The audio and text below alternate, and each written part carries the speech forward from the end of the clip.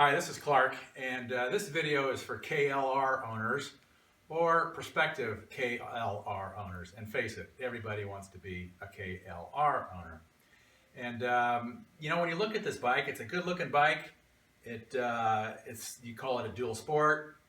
Primarily, in the old days, we would have called it an enduro, but the enduros nowadays have taken on more of a hardcore meaning. And I was playing around with my bike and came up with some pretty fascinating things.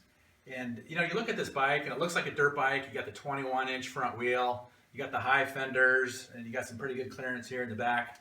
But face it, it's no real motocross bike.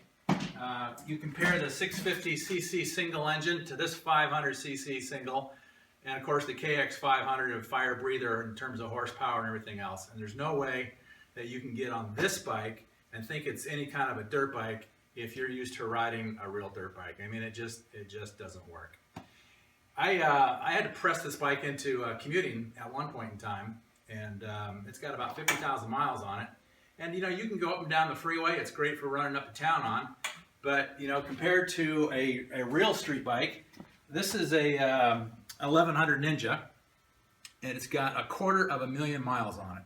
And even today, I could put this bike in second gear, take off the shift lever, and I'm still going to beat this bike across the intersection, and I could outrun it all the way down the freeway even though I'm in second gear. So there's no way you can call a KLR a street bike either.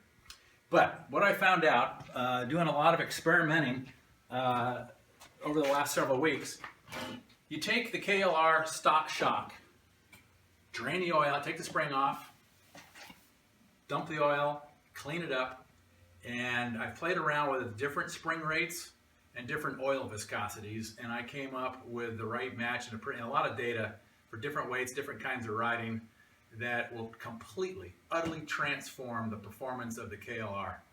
I've got some test roads that I do, and they're like rugged Jeep trails.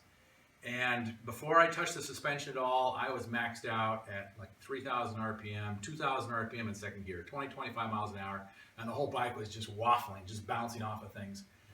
With the suspension upgrade I did on the rear, I can take that same path, wide open, fourth gear, 55 miles an hour. It is just phenomenal what upgrading the suspension does.